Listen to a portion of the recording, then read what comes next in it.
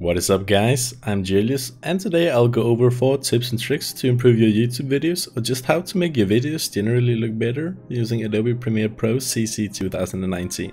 But without further ado, let's get right into the tutorial. The first tip I want to show you is to cut your video up into small pieces using these transition types of videos or pictures, giving each part of your video a meaning, and generally this will help you structure your videos or vlogs a lot more.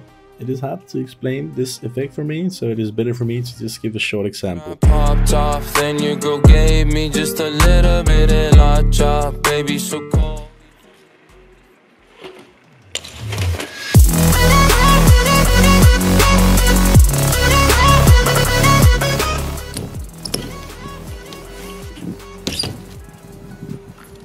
So as you can see, it looks quite nice and it helps giving your videos more structure.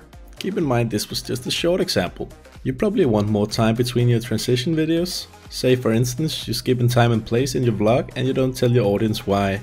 Then this can help a lot. The second tip is to use simple transitions, if even any transitions, and not the clunky looking stuck transitions which Adobe has. Let's be honest, which of these transitions look the best? These stuck transitions from Adobe or these simple great looking transitions? Yeah, it's a simple answer. It's the simple transitions. They don't look as clunky and in general it makes your video look a lot more smooth and more professional. Keep in mind that these were just a few examples of transitions. There's a lot more simple transitions and a lot more clunky looking ones, so watch out there in the world of editing. The third trick I have for you today is to use the effect called Warp Stabilizer. It is located under Video Effects, then Distort, and there it is, Warp Stabilizer. It basically makes your shaky footage look smooth, but of course it won't work on too shaky footage. One problem with this effect is that it actually zooms in your footage, so the quality will be lowered a little bit. So make sure to use this effect very slightly just to make your videos ever slightly more smooth.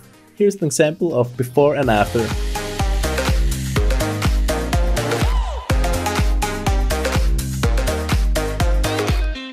As you can see, it looks a lot more smooth and better using Warp Stabilizer.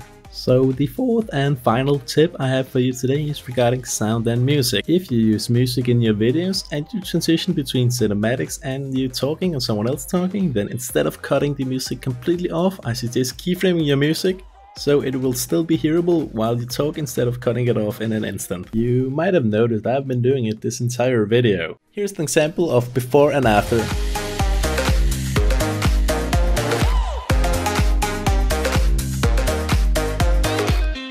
As you can see, it looks a lot more smooth and better using Warp Stabilizer.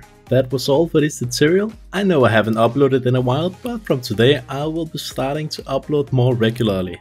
So that means if you want to see more of me, then please consider subscribing and dropping a comment letting me know what you think. Also, if you want to see more of me, then make sure to follow me on Instagram at JuliusXD. In the future there will be new tutorials as always. See you. Bye!